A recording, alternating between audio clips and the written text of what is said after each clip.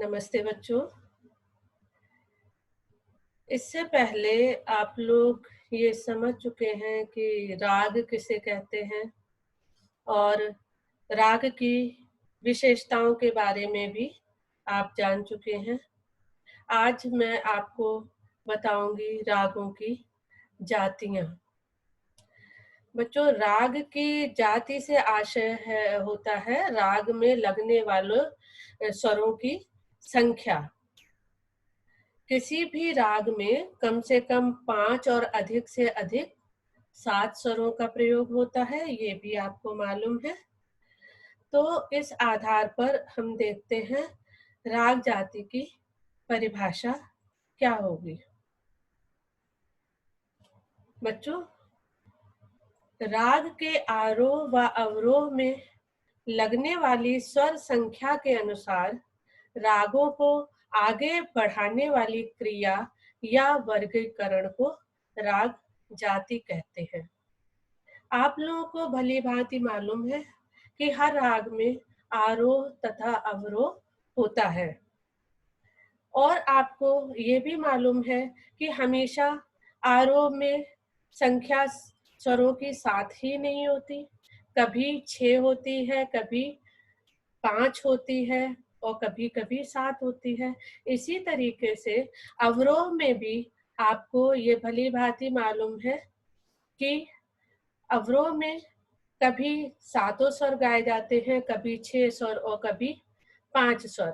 राग में जितने भी स्वर उस राग में गाए जाने हैं उसी से आरोह तथा अवरोह बनती है। तो इस आधार पर एक बार फिर आप समझिए कि राग के आरोह व अवरोह में लगने वाली स्वर संख्या, यहाँ पर जाति जो है वो संख्या से मालूम पड़ रही है।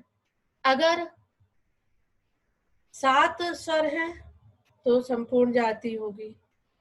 इसी तरीके से संख्या के आधार पर ही उसका ध्यान रखते हुए रागों को आगे बढ़ाने वाली क्रिया, यानी कि जो स्वर जिस तरीके से आरोह में बताए गए हैं उसी के हिसाब से हम जब स्वर विस्तार करते हैं तो इन बातों का ध्यान रखते हैं।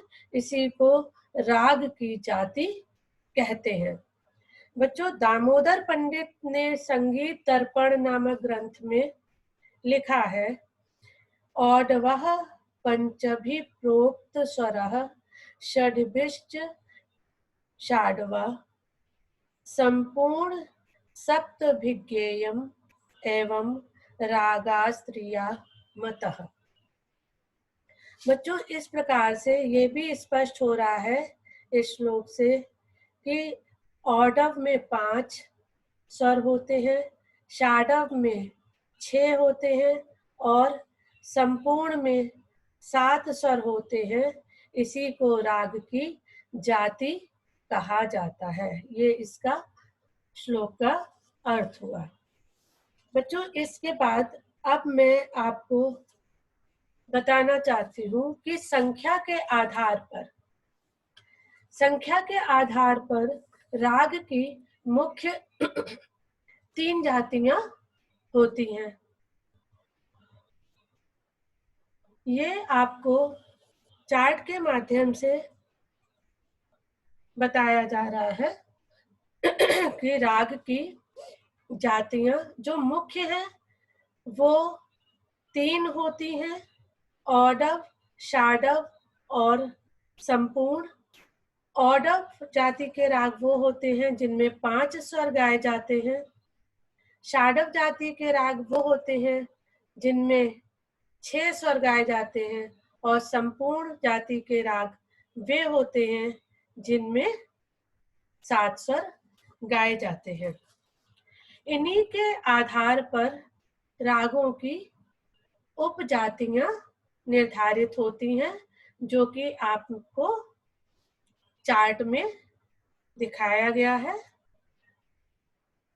तो राग के जो लक्षण है या राग के जो आरोह और अवरोह है उसमें अलग अलग स्वरों की संख्या हो सकती है।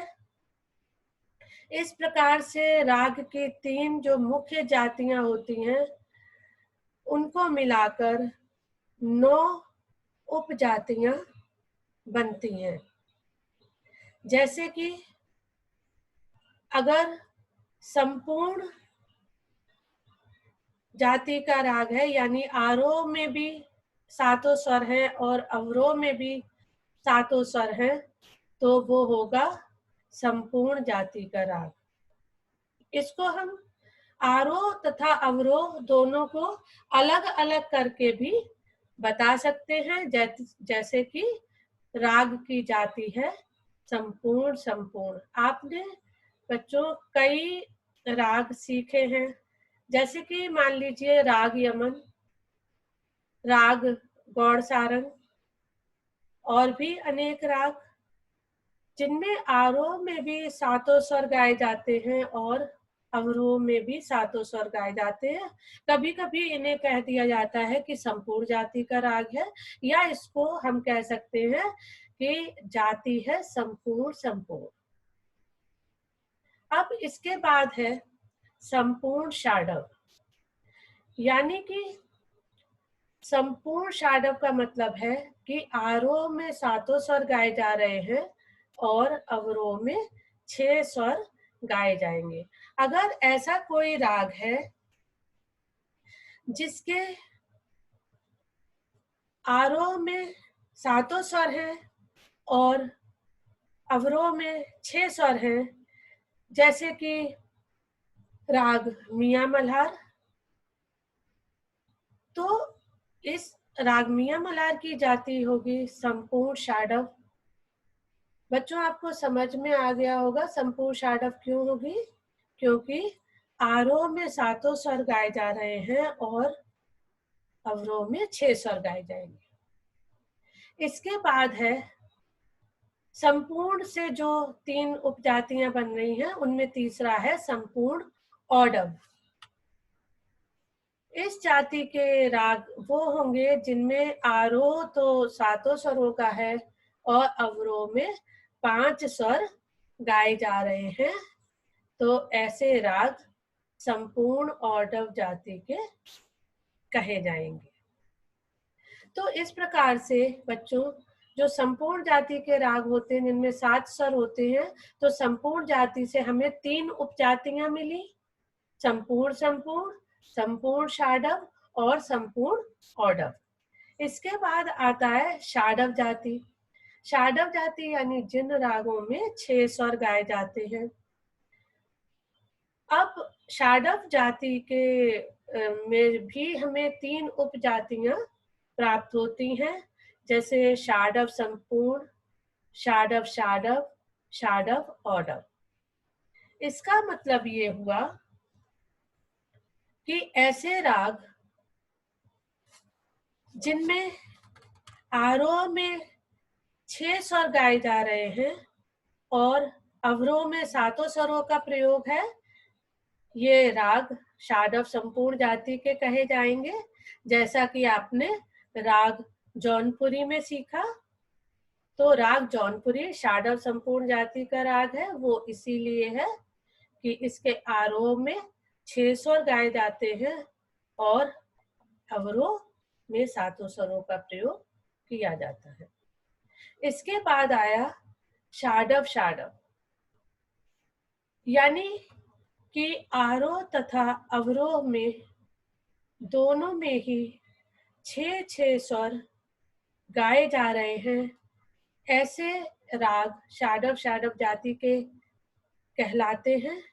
इनका उदाहरण अगर हम देखें तो राग परज और राग सोहनी षाडव षाडव जाति के राग हैं, जिनमें कि आरोह में भी 6 स्वर गाए जाते हैं और अवरोह में भी। बच्चों षाडव जाति में अब हमें तीसरा जो है वो मिला षाडव औडव जाति के राग। ये वो राग हैं जिनमें आरोह में 6 स्वर गाए जा रहे हैं और अवरोह में 5 स्वर। तो ऐसे राग षाडव औडव जाति के अंतर्गत आएंगे। बच्चों इस प्रकार से हमें जो दूसरी जाति थी षाडव, जिसमें कि 6 स्वर गाए जाते हैं, उनसे भी हमें 3 उसकी उपजातियां मिलती हैं। इस प्रकार से संपूर्ण की 3 उपजाति तथा षाडव की 3 उपजाति मिलाकर हमारे पास 6 हुई। अब इसके बाद आया औडव जाति के राग। इसके अंतर्गत वही नियम है। औडव संपूर्ण जाति के राग वो होंगे जिनमें औडव यानी आरोह में 5 स्वर गाए जा रहे हैं और अवरोह संपूर्ण यानी 7 स्वरों का है। जैसे कि राग बिहाग, राग बागेश्वरी, ये ऐसे राग हैं जिनमें कि आरोह में 5 स्वर गाए जाते हैं और अवरोह में 7 स्वर गाए जाते हैं। ऐसे कुछ राग औडव संपूर्ण जाति के राग होते हैं। इसके बाद आया औडव षाडव। जिन रागों में आरोह में 5 स्वर और अवरोह में 6 स्वर गाए जाएंगे, वो राग औडव षाडव जाति के होते हैं। इस श्रेणी में राग शंकरा शंकरा आता है। राग शंकरा जब गाते हैं तो उसके आरोह में 5 स्वर गाए जाते हैं और अवरोह में 6 स्वर।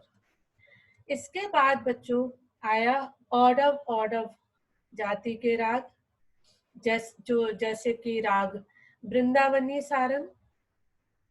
इसमें आप आरोह में 5 स्वर गाते हैं और अवरोह में भी 5 स्वर गाते हैं, इसलिए यह राग औडव औडव जाति का कहलाता है।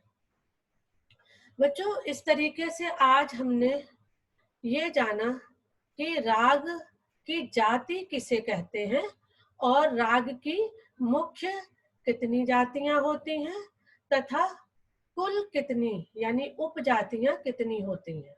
मैं आपको पुनः शॉर्ट में संक्षेप में बताना चाहूंगी कि राग की जातियां राग में लगने वाले स्वरों की संख्या बताती है और उपजातियां उसमें आरोह तथा अवरोह में अलग अलग लगने वाले स्वरों की संख्या बताती है। इस तरीके से राग जाति का संबंध राग में लगने वाले स्वरों की संख्या पर होता है और मुख्य जातियां 3 होती हैं: संपूर्ण, षाडव, औडव। संपूर्ण यानी 7 स्वर गाए जाएंगे, षाडव यानी 6 स्वर गाए जाएंगे, औडव यानी 5 स्वर गाए जाएंगे। इन्हीं 3 जातियों से फिर 9 उपजातियां प्राप्त होती हैं। वो उनका विवरण मैंने अभी आपको विस्तार पूर्वक समझाया। बच्चों, आशा करती हूँ आपको ये अध्याय समझ में आ गया होगा और आज इतना ही। आगे मैं कुछ और बताऊंगी। नमस्ते।